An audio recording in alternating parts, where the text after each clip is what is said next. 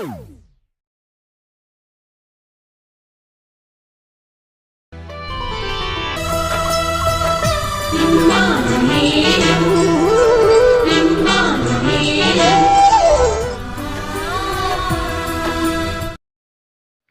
ఉన్న వారందరూ కూడా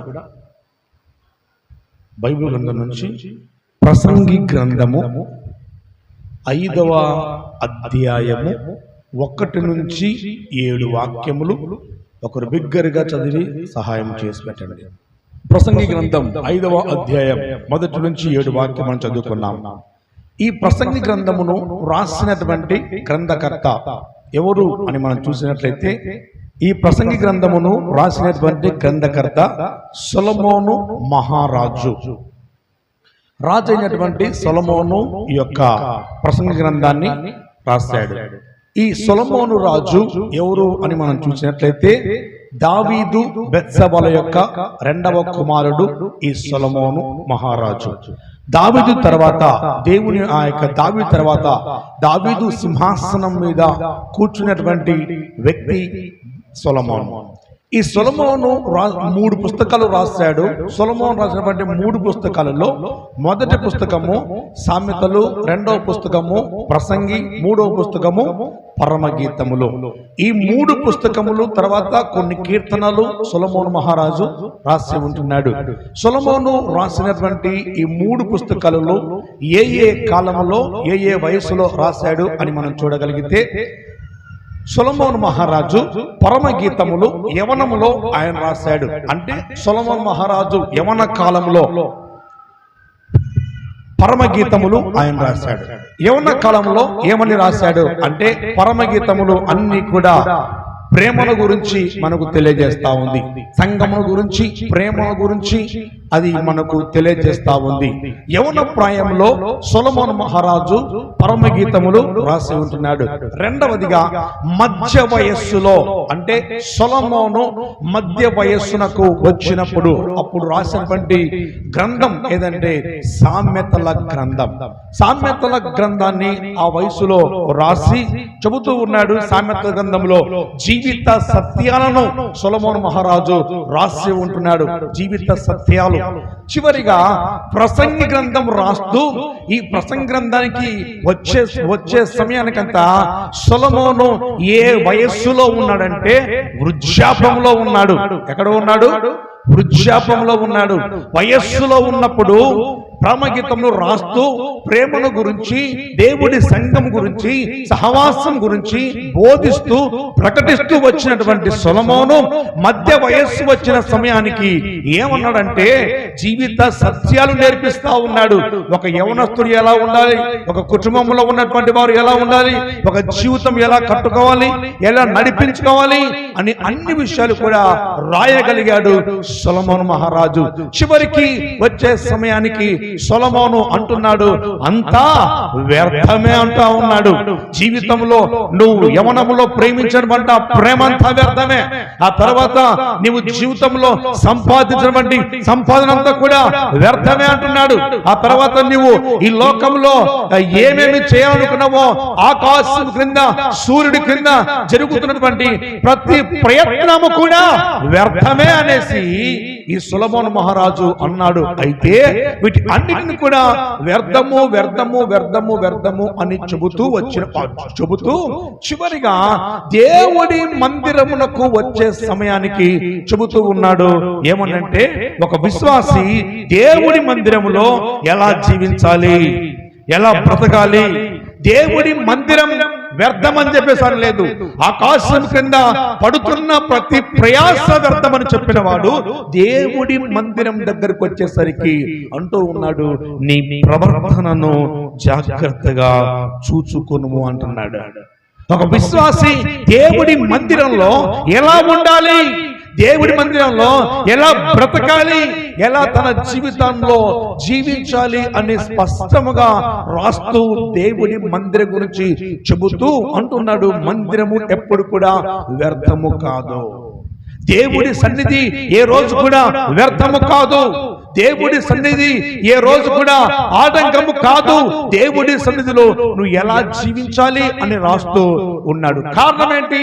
ఈ మందిరమును కోరుకున్నవారు ఎవరు? దేవుడి మందిరమును కోరుకున్నవారు ఎవరు? మనిషి కోరుకున్నాడా, దేవుడు కోరుకున్నాడా? ఒకసారి చూద్దాం. నిర్గమకాండము 25వ అధ్యాయము 8 నుంచి 9 వాక్యములను ధ్యానము చేయవలసిందిగా కోరుతున్నాను. వారిలో నివసించినట్లు వారు నాకు పరిశుద్ధ స్థలమును నిర్మింపవలెను. నేను నీకు కన్నుపరచు విధముగా మందిరము యొక్క ఆ రూపమును, దాని ఉపకరణములన్నింటినీ రూపమును నిర్మింపవలెను. ప్రైజ్ ది లార్డ్, హల్లెలూయా. దేవుడి మందిరమును కోరుకున్నటువంటి వారు ఎవరు అనంటే దేవుడే కోరుకున్నాడు దేవుడి మందిరాన్ని. మనుషులు కోరుకోలే దేవుడి మందిరాన్ని, దేవుడే కోరుకున్నాడు దేవుడి మందిరాన్ని. ఏమని దేవుడు కోరుకున్నాడంటే, నేను వారి మధ్య నివసించాలి. ఎవరి మధ్య?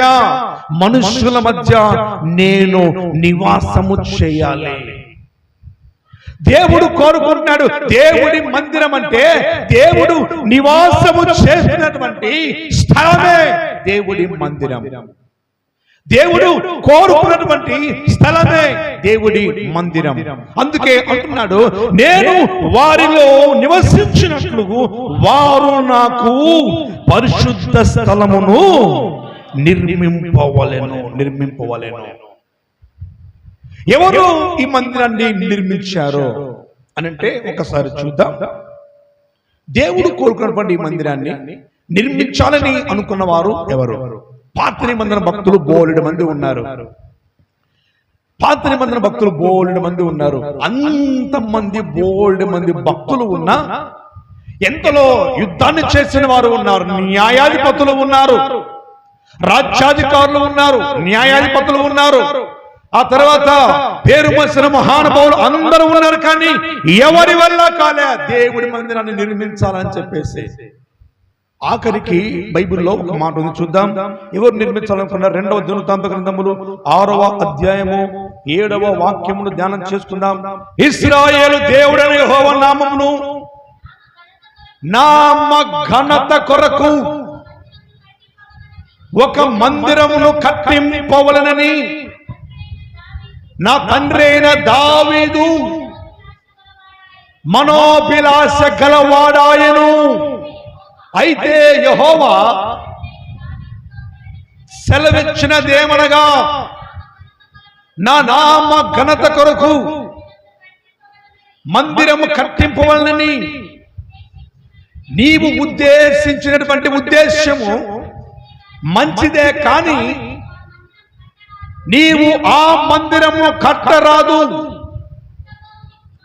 నీకు పుట్టబోవు నీ కుమారుడే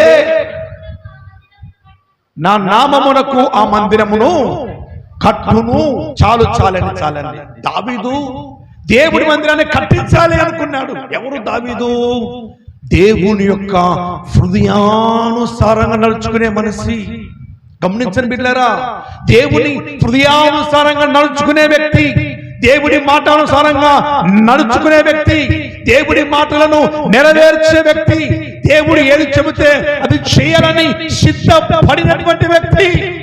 ఆ సిద్ధపడినటువంటి ఆ వ్యక్తి కట్టించాలి అనుకున్నటువంటి మందిరాన్ని దేవుడు అంటున్నాడు, నీవు కట్టించరాదు. ఎందుకన్నాడే మాట? నీ చేతులు రక్తముతో నింపబడి ఉన్నవి. Praise the Lord. నీ చేతులు రక్తముతో నింపబడి ఉన్నాయి కనుక రక్తముతో నింపబడి ఉన్నటువంటి చేతులు, పాపము చేసినటువంటి చేతులు, నరహత్య చేసినటువంటి చేతులు దేవుడి మందిరమును కట్టుటకు అవకాశము గాని, దేవుడు అవకాశం గాని అధికారము గాని లేదు. నువ్వెంత అధికారమైనా కావచ్చు, దేవుణ్ణి ప్రేమించేవాడివి, ఎంత దేవుని ప్రేమించేవాడివైనా కావచ్చు, కానీ నీ చేతులు మలినమైపోయాయి కనుక మందిరమును కట్టింపవలసినది నీవు కాదు, నీ కుమారుడు కట్టిస్తాడు. Praise the Lord. బైబిల్ గ్రంథంలో రాయబడిన మాట ఏంటంటే, దేవుని యొక్క మందిరమును నీవు కట్టకూడదు గాని నీ కుమారుడు కడతాడు. అంటే దేవుడు కొన్ని వాట్లకు కొందరిని ఎన్నుకుంటాడు. దేవుడు ఎవరు వాక్యం చెప్పాలి, ఎవరు ప్రార్థన చేయాలి, ఎవరు పాటలు పాడాలి, ఎవరు వాయించాలి, ఎవరు ఏది చేయాలి అని కొన్ని వాటికి దేవుడు నిర్ణయించిన తర్వాత దేవుడి మందిరం విషయంలో కూడా ఎవరు మందిరాన్ని కట్టాలి అంటే దావీదు కుమారుడైనటువంటి సొలొమోనే మందిరాన్ని కట్టాలి. దావీదు యుద్ధశూరుడు, బలశూరుడు, బలమైన వాడు, అంత అధికారం కలిగిన వాడు, ఒక్క కత్తితో 10,000 మందిని హతము చేసిన వాడు, అంత బలాఢ్యుడు అయినప్పటికీ దేవుడి మందిరం కట్టుటకు యోగ్యుడు కాదు. Praise the Lord. చూసావా, అంత బలాఢ్యుడు అయినప్పటికీ దేవుడి మందిరం కట్టడానికి యోగ్యుడు కాడు. కారణం ఏంటో తెలుసా? దేవుడు అతన్ని విసర్జించాడు. హృదయానుసారంగా నడుచుకున్నవాడు. దేవుడు అంటాడు ఏమన్నా తెలుసా? ఇదిగో దావీదు నా ఇష్టానుసారమైనటువంటి మనుష్యుడు అన్నాడు. దేవుడు ఇష్టానుసారమైనటువంటి మనుష్యుడు. మరి దేవుడు కోరుకున్న మందిరాన్ని కట్టకూడదా? చెప్పండి. ఇష్టానుసారమైన మనుష్యుడు, దేవుడు ప్రేమించిన మనుష్యుడు, 24 గంటలు ప్రార్థన చేసే వ్యక్తి, 24 గంటలు ఆరాధన చేసే వ్యక్తి, 24 గంటలు యెహోవాయే నా కాపరనేసి పాటలు పాడిన వ్యక్తి దేవుడి వాక్యమును, దేవుడి యొక్క మందిరమును నిర్మించడానికి యోగ్యుడుగా దేవుడు ఎన్నుకోలేదంట. కారణం ఏంటంటే దేవుడి మందిరం అన్నది ఎంతో విలువైనది. Praise the Lord. హల్లెలూయా. ఎంతో విలువైనది. సొలొమోను తండ్రి కోరిక మేరకు దేవుని యొక్క చిత్తానుసారంగా దేవుని యొక్క మందిరాన్ని కట్టాడు.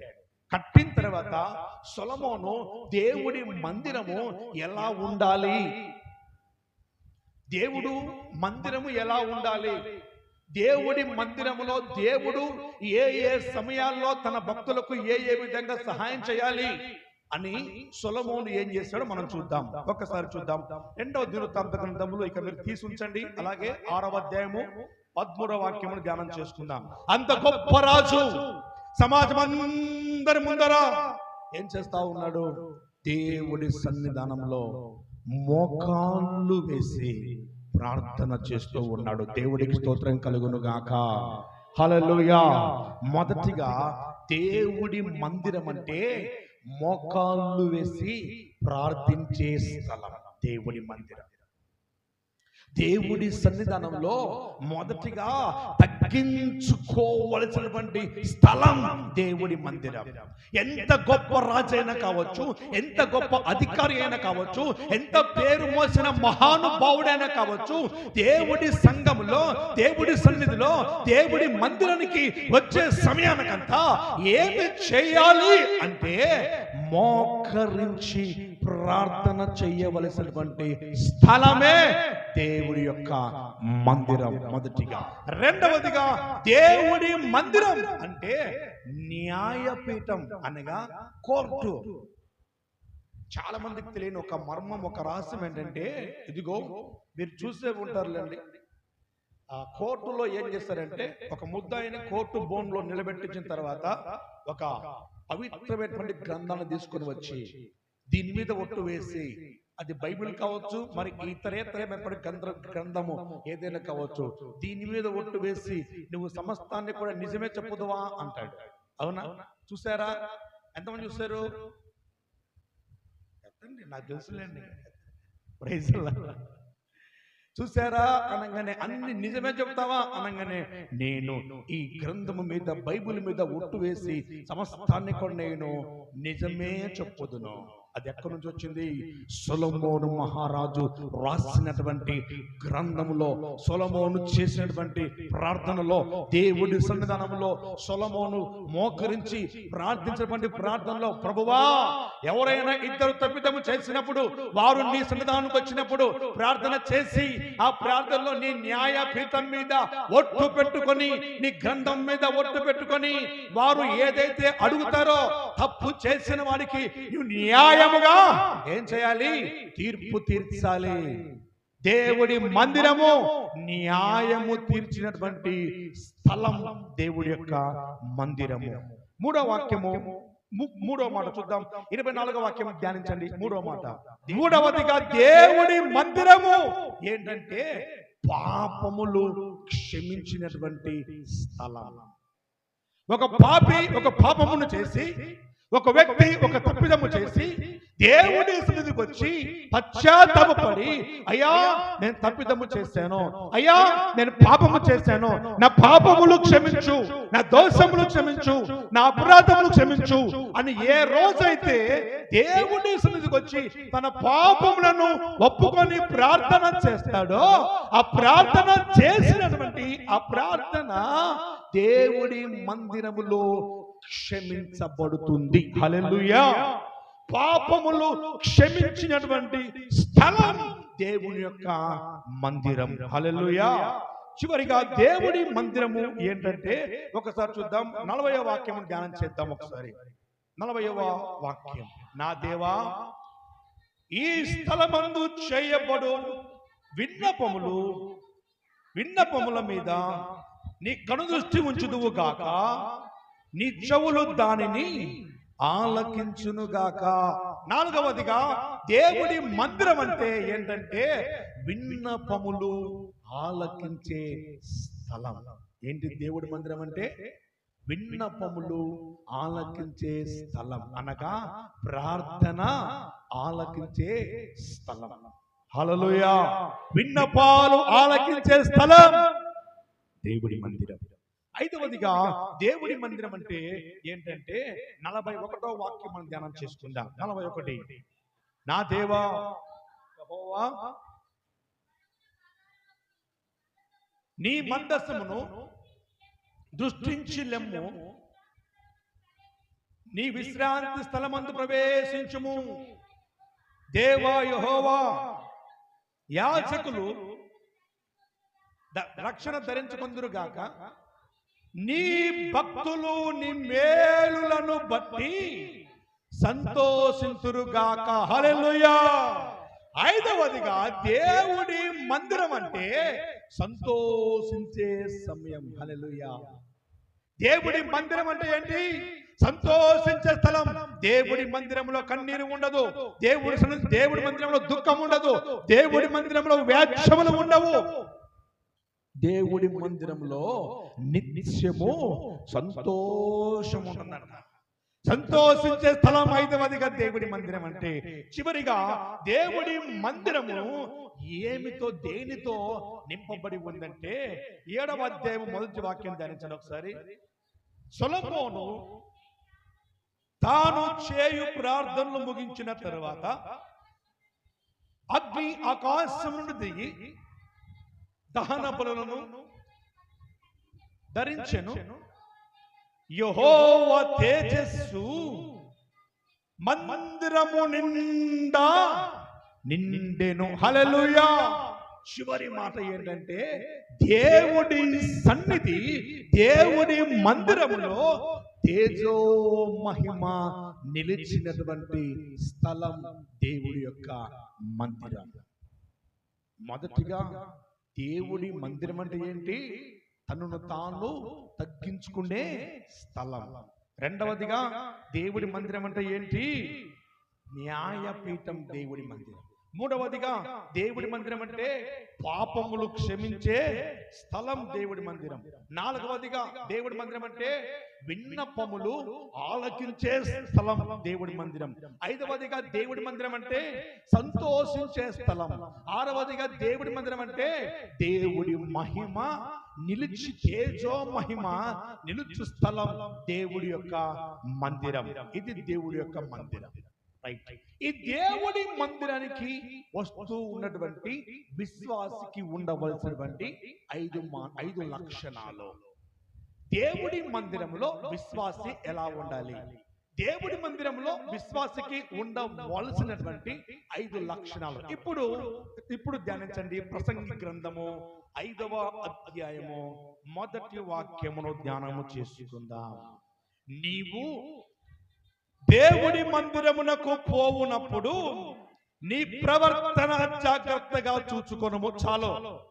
దేవుడి మందిరమునకు పోయేటప్పుడంట, దేవుడి మందిరమునకు వచ్చేటప్పుడంట ఏమి చూసుకోవాలంట? దేవుడి మందిరమునకు పోవునప్పుడు నీ ప్రవర్తన జాగ్రత్తగా చూచుకొనుము. ఎలా చూసుకోవాలి? జాగ్రత్తగా చూసుకో. దేవుడి మందిరానికి వెళ్తున్నప్పుడు నీ ప్రవర్తన జాగ్రత్తగా చూసుకో. నా దగ్గర డబ్బులు ఉన్నాయా, నేను మంచిగా ఉన్నానా, ఎలా ఉన్నాను, బాగున్నానా కాదు చూసుకోవాల్సింది నీ ప్రవర్తన ఎలా ఉందో దేవుడి మందిరంలో చూసుకోవాలి. కారణం ఏంటి? ఇర్మియా గ్రంథము 17వ అధ్యాయము 10వ వాక్యంలో దేవుడు అంటాడు, ఇర్మియా 17:10లో దేవుడు అంటాడు, ఒకని ప్రవర్తన బట్టి వాని క్రియల ఫలము చొప్పున ప్రతికారము చేయుటకు యెహోవాను నేను హృదయమును పరిశోధించువాడను, అంతరింద్రియమును పరీక్షించువాడను. హల్లెలూయా. నీ ప్రవర్తన క్రియ ఫలము చొప్పుననే నీకు ఫలము, నీ ప్రవర్తన చొప్పుననే నీకు ఫలము. దేవుడి మందిరానికి వచ్చినప్పుడు ఇష్టానుసారంగా వస్తాను, ఎలా పడితే అలా ఉంటానంటే కాదు. దేవుడి మందిరమునకు వచ్చినప్పుడు నీ ప్రవర్తన జాగ్రత్తగా చూసుకోవాలి. కారణం ఏంటో తెలుసా? నీ ప్రవర్తన ఎలా ఉంటుందో దాన్ని బట్టి నీకు ఫలం. మంచి ప్రవర్తన కలిగి నువ్వు జీవిస్తే మంచి ఫలాన్ని దేవుడు ఇస్తాడు. చెడు ప్రవర్తన కలిగి నువ్వు జీవిస్తే ఎలా ఉంటది? జక్కయ్య ప్రవర్తన అంట, ఆయన ఎంత మోసగాడైనా కావచ్చు, ఎంత డబ్బు తిన్నవాడు కావచ్చు, అన్యాయమైన కావచ్చు, కానీ దేవుడి దగ్గరికి వచ్చేసరికి ఏమైపోయాడంటే తనను తాను తగ్గించుకున్నాడు. ఆయన ప్రవర్తన బట్టే. ఏంటయ్యా విలికలెక్కరు, బాగా డబ్బులు ఉంటాయి, సమృద్ధిగా డబ్బులు ఉంటాయి, ఆ డబ్బులను బట్టి ఏమైనా చేయొచ్చు, ఎలాగైనా సరే బ్రతకొచ్చు, రోజుకు వేలమే సంపాదిస్తా ఉన్నాడు. 100 రూపాయలు కట్టేవాడి దగ్గర 1000 రూపాయలు వసూలు చేస్తా ఉన్నాడు. ఇంకా చూడండి, ఇంకా మామూలు డబ్బులు తక్కువ ఉంటాయా? 100 రూపాయలు కట్టేవాడి దగ్గర 1000 రూపాయలు వసూలు చేస్తా ఉన్నాడు. డబ్బులు తక్కువ ఉంటాయా? ఉండవు. అన్ని డబ్బులు ఉన్నప్పటికీ ఎప్పుడైతే యేసు ప్రభువు వారు యెరికో పట్టణానికి వస్తూ ఉన్నాడు అనగానే రెండవది ఏది కూడా లెక్క చేయకుండా వెంటనే మేడి చెట్టు ఎక్కి యేసయ్యను చూడడానికి సిద్ధపడ్డాడు. Praise the Lord. యేసు ప్రభువు వారు పేరుతో పిలవగానే వెంటనే దిగి వచ్చి దేవుడి దగ్గర తన మనసు మార్చుకున్నాడు, తన హృదయాన్ని మార్చుకున్నాడు, సమస్తాన్ని మార్చుకొని చూస్తున్నాడు. దేవా, నేను ఎవరి దగ్గర అయితే అధికముగా తీసుకున్న వానికి 200గా ఇస్తాను, పేదవాడికి ఇచ్చేస్తాను, మరి నీకేముందయ్యా అంటే నాకు నీవుంటే చాలు ప్రభువా అన్నాడు. ఆ మాట మనం ధ్యానిస్తే లూకాసు వార్త 19వ అధ్యాయం 9వ వాక్యం మనం ధ్యానిస్తే అక్కడ ఉంది, ఇతడును అబ్రహాము కుమారుడే, ఎందుకనగా నేడు ఈ ఇంటికి రక్షణ వచ్చి ఉన్నది. హల్లెలూయా. ఎందుకన్నాడు ఈ మాట? ఆ పై వాక్యాలు మీరు ఇంటికి వెళ్ళినాక చదువుకోండి తప్పకుండా. ఆ పై వాక్యాలలో జకరియా ప్రవర్తన అక్కడ కనబడతా ఉంది. దేవుడి దగ్గర ఏ ప్రవర్తన కలిగి ఉన్నాడంటే, దేవుణ్ణి చూడంగానే దేవుని కనుదృష్టి జకర్యా మీద పడంగానే జకర్యా తన పాపములన్నీ కూడా ఒప్పుకుంటున్నాడు. అయ్యా, ఎవరి దగ్గర అయితే నేను అధికముగా వడ్డీ తీసుకున్నట్టయితే వానికి 2 తలుగా ఇస్తాను ప్రభువా, అది చేస్తాను, ఇది చేస్తాను, పేదలకు అన్ని ఇస్తాను ప్రభువా, నాకు కలిగిన ఆస్తులో సగ భాగం ఇచ్చేస్తాను ప్రభువా, ఏముంటే అన్ని కూడా సమస్తానికి ఇచ్చేస్తాను. తన హృదయాన్ని తన ప్రవర్తనను మార్చుకున్నాడు దేవుని కొరకు.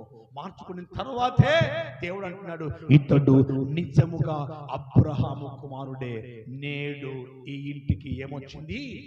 రక్షణ వచ్చింది. హల్లెలూయా. నీ ప్రవర్తన మార్చుకున్నప్పుడే నీ ఇంటికి నిజమైన రక్షణ వస్తుంది.